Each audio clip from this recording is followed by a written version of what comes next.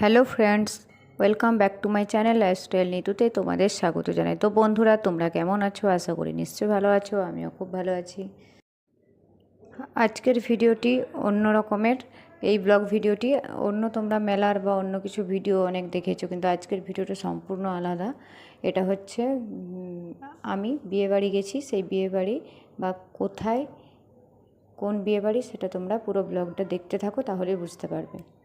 তো বন্ধুরা, তোমরা দেখতে পাচ্ছ, তো বিয়েবাড়িতে চলে এসেছি। এখানে গানের আয়োজন করা হয়েছিল, তারপর বিভিন্ন রকম স্টল দেওয়া হয়েছে, বিভিন্ন রকম চারিদিকটা তোমাদেরকে একটু দেখাচ্ছি। তারপরে যেখানে বর বসেছিল, সেখানে বরের আসনটা, ওখানে বর আসন যেটা বলে, সেটাও খুব সুন্দরভাবে সাজানো হয়েছিল। আর কনে যেখানে ছিল সেখানেও খুব সুন্দরভাবে সাজানো হয়েছিল। তো এখানে মানে একদম আলাদা। তো এখানে আমি প্রথমত এসছি, এখানে আন্টি আমাদের সাথে অ্যাক্ট্রেস একজন কাজ করে অ্যাক্টিংয়ের। তো ওই আন্টি, ওনার মেয়ের বিয়েতে আমরা এসছি। আমাদের গ্রুপে সবাইকে করেছিল, বাট আমার যেতে একটু লেট হয়েছিল। আগে সবাই অনেক চলে এসেছিলো, বাট আমার লেট হয়ে গেছিলো একটু, মানে অনেকটাই হয়েছিল।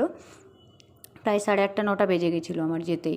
আর আমাকে আন্টি বলেছিল বিকেল বিকেল যেতে, যাওয়া হয়নি। তো তোমরা দেখো, এখানে আন্টি ওনার মেয়েকে নিয়ে আসছেন তো বিয়ের মণ্ডপে। তো এরপর বিয়ের কাজ হবে, মানে বিয়ের মণ্ডপে কোণে নিয়ে আসছে, মানে অনেকটা রাত্রির হয়ে গেছিলো। তারপর চারিদিকটা একটু ভালো করে ঘুরলাম, দেখলাম। সবে তো লেট করেই গিয়েছি, সেই জন্য চারিদিকটা একটু ভালো করে দেখে নিলাম। বেশ ভালো লাগছিলো, খুব সুন্দর। আর এদিকে প্রথমে কোণে ছিল এখানে, এই যে এই দরজাতে। তারপর ওখান থেকে নিচে নেমে ওই আন্টি নিয়ে গেল ওই মণ্ডপে, বিয়ের মণ্ডপে। তো ততক্ষণে কিছুক্ষণ ইয়েতে মাঝে মধ্যে চা, মানে কিছুক্ষণ আগেও কিছু খেলাম টুকটাক। তো চা, আইসক্রিম, প্রথমে আমি আইসক্রিম খেয়েছি, কারণ আমি আইসক্রিম খুব পছন্দ করি। মানে কুলফি যাকে বলে, কুলফি খেলাম, কুলফি আইসক্রিম। আর তারপর চা খেয়েছিলাম, কোল্ড ড্রিঙ্কস খেয়েছিলাম, আর ফুচকা। তো এগুলো খেয়েছিলাম। তো এগুলো খেতে খেতেই তো আর তো কিছু খাওয়া যাবে বলে মনে হচ্ছে না, কারণ আমি এমনিতেই খেতে পারি না খুব একটা। আমার খুব কম মানে খাবার খাই আমি। আর রাত্রিরে তো আমি কিছুই খাবো না, জাস্ট আমি বসেই ছিলাম। যেগুলো দিচ্ছিল সেগুলো আমি না না করে যাচ্ছিলাম। তো কিছু করার নেই, কারণ আমি যদি সত্যিই খুব খেতে ভালোবাসতাম তাহলে আমি খাবার ব্লগ সবসময় করতাম। তারপর বন্ধুরা, তোমরা দেখতে পেলে আন্টি আমাকে হাত ধরে নিয়ে চলে এলো ওখানে, ওখানে নিয়ে গিয়ে বসালো। তো ওখানে আন্টি আমার সাথে একটু গল্প করে নিচ্ছিলো, এইদিকে আমি ফুচকা খাচ্ছিলাম। তো বিয়েবাড়িতে গেছি, ফুচকা স্টল আছে, ফুচকা না খেলে হয়। দুটো ফুচকা খেয়েছিলাম, তবু জাস্ট মানে ফুচকা আছে অথচ মেয়েরা ফুচকা খাবে না, এটা কি ভাবা যায়? আমিও ফুচকা যদিও খুব কম খাই, আমার পেটের প্রবলেম হয়, মানে ফুচকাটাও সহ্য হয় না, তাও আমি খেয়েছিলাম। কত মানে না খেয়ে তো মেয়েরা থাকেই না ফুচকা, তাই না?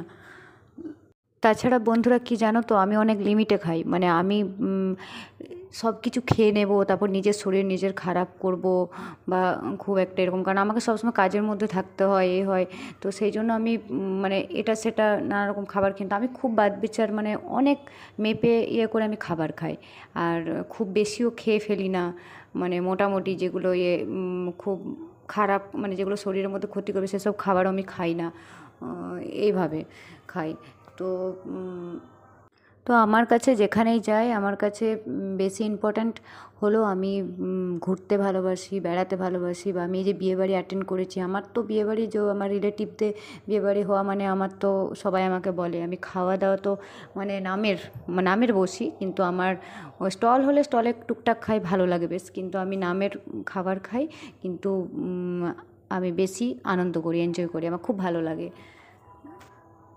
ওখানে ফুচকা স্টল ছাড়াও আইসক্রিম, চা, কফি এবং চিকেনের অনেক রেসিপি ছিল। চিকেন পকোড়া, অনেক কিছু, মানে তন্দুরি, মানে অনেক কিছু ছিল আর কি। তো সেই জন্য চিকেনের কয়েকটা খেয়েছিলাম। আর বেশি ভালো লাগছে না, গরমটাও প্রচণ্ড ছিল, সেই জন্য আমি খুব হালকার মধ্যে খাবার খেয়েছিলাম। আর অনেক রাত্রির হয়ে গেছিলো বলে বেশি কিছু খাইনি আমি। ঠান্ডাগুলো বেশি খাচ্ছিলাম, আমার এমনিতেই ঠান্ডা খেতে খুব ভালো লাগে, মানে বিশেষ করে আইসক্রিম তো আমি খুবই পছন্দ করি। তো ওখানে কুলফি আইসক্রিম ছিল, আমি সেটাই খেয়েছিলাম। তারপর রাত্রির হলো, আমি খাওয়া দাওয়া করে একটু ওখানে ঘুরলাম আর একটু বেশ ভালোভাবে, যেহেতু অনেকটা লেট হয়ে গেছিলো বলে তাড়াতাড়ি চলে আসতে হবে, অনেকটা প্রায় 40-50 মিনিটের ওখানে মানে ডিস্টেন্স আমার এখানে টালিগঞ্জ থেকে। তো ওটা সোনারপুর বারুইপুর ওই সাইডে, তো সেই জন্য খুব রাত্রির হয়ে যাবে বলে চলে এসেছিলাম। তো এখানে বর কনে ছবি চারদিকে দেওয়া আছে, তো তোমরা মাঝে মধ্যে ভিডিওটা দেখতেই পাবে আমি যখন ব্লগ করছিলাম। তো বন্ধুরা, আমি প্রথমেই যখন গেছিলাম তখন আমি প্রথমেই ঢুকেই আগে আন্টিকে আমি গিফট দিয়ে দিয়েছিলাম, আন্টির হাতে গিফট।